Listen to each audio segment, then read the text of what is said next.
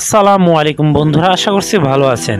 হযরত আলী রাদিয়াল্লাহু আনহু এর গোলাম কম্বল উদ্দেশ্যমূলক ভঙ্গিতে হযরত আলী রাদিয়াল্লাহু আনহুকে বলল, হে আমিরুল মুমিনিন, আমি তো কিছুই রাখেন না, আপনার পরিবারে এই মালের অংশ আছে, আমি আপনার জন্য একটি জিনিস লুকিয়ে রেখেছি।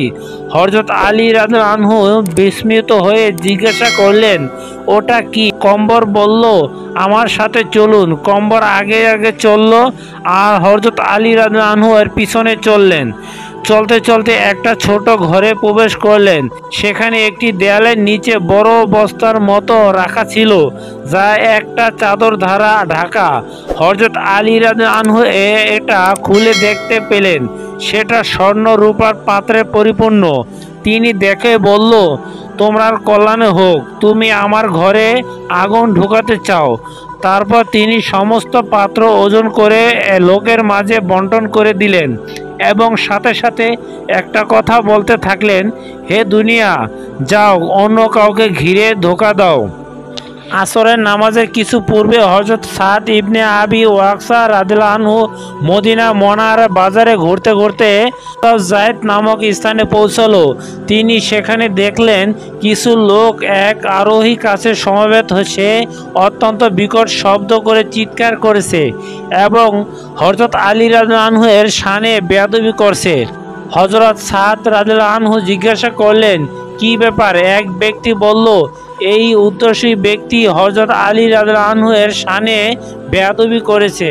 হযরত সাদ রাদিয়াল্লাহু আনহু ক্রুদ্ধ হলেন।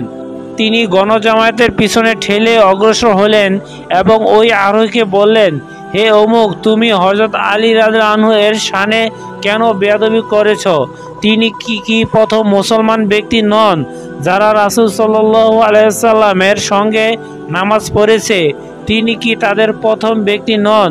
হযরত আলী রাদিয়াল্লাহু আনহু কি সবচেয়ে বেশি দুনিয়াতে কি নন? তিনি কি সবচেয়ে বড় আলেম নন? তিনি কি রাসূল সাল্লাল্লাহু আলাইহি ওয়াসাল্লামের জামাতা নন? হুজুর সাল্লাল্লাহু আলাইহি ওয়াসাল্লাম কি তার কন্যা হযরত আলী রাদিয়াল্লাহু আনহু এর বিবাহ দেননি?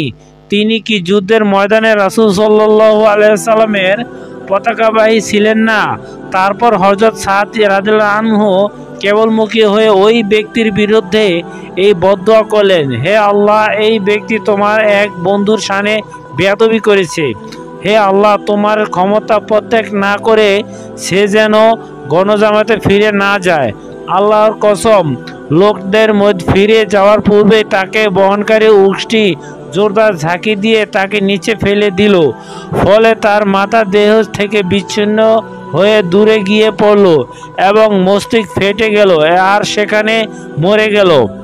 যুদ্ধ চলছিল, মৃত্যুর মাথার উপর ঘুরপাক খাচ্ছিল। হযরত আলী রাদিয়াল্লাহু আনহু শাহাদাতের আকাঙ্ক্ষায় অগ্রসর হয়ে এবং যুদ্ধের ময়দানে নিজের জ্ঞান রাজি রেখে বিনা দ্বিধায় যুদ্ধ করতে লাগলেন। তিনি অনেক ইহুদিকে জাহান্নামে পাঠিয়ে লাগিয়ে দিলেন।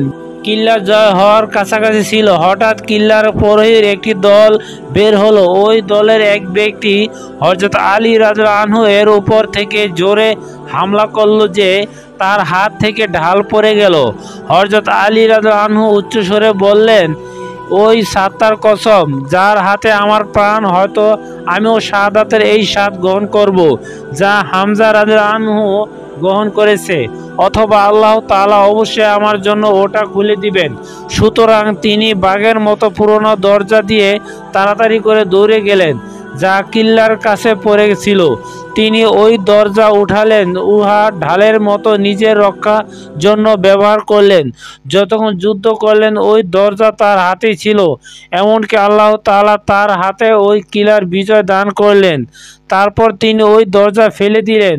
হুজুর সাল্লাল্লাহু আলাইহি ওয়াসাল্লামের গোলাম আবু রাফে রাদিয়াল্লাহু আনহু বলেন, হযরত আলী রাদিয়াল্লাহু আনহু ওই সেনাবাহিনী ওই কথার সাক্ষী। আমি আমার 7 জন সঙ্গী সহ ওই দরজা জমিন থেকে উঠানোর চেষ্টা করলাম বা উল্টানোর চেষ্টা করলাম, কিন্তু আমরা উঠাতে পারলাম না। সম্মানিত ভিউয়ার্স, এতক্ষণ ভিডিওটি দেখলেন, কেমন লাগলো অবশ্যই কমেন্ট বক্সে কমেন্ট করে জানাবেন। চ্যানেলে নতুন হয়ে থাকলে অবশ্যই সাবস্ক্রাইব করুন, পাশে থাকবেন।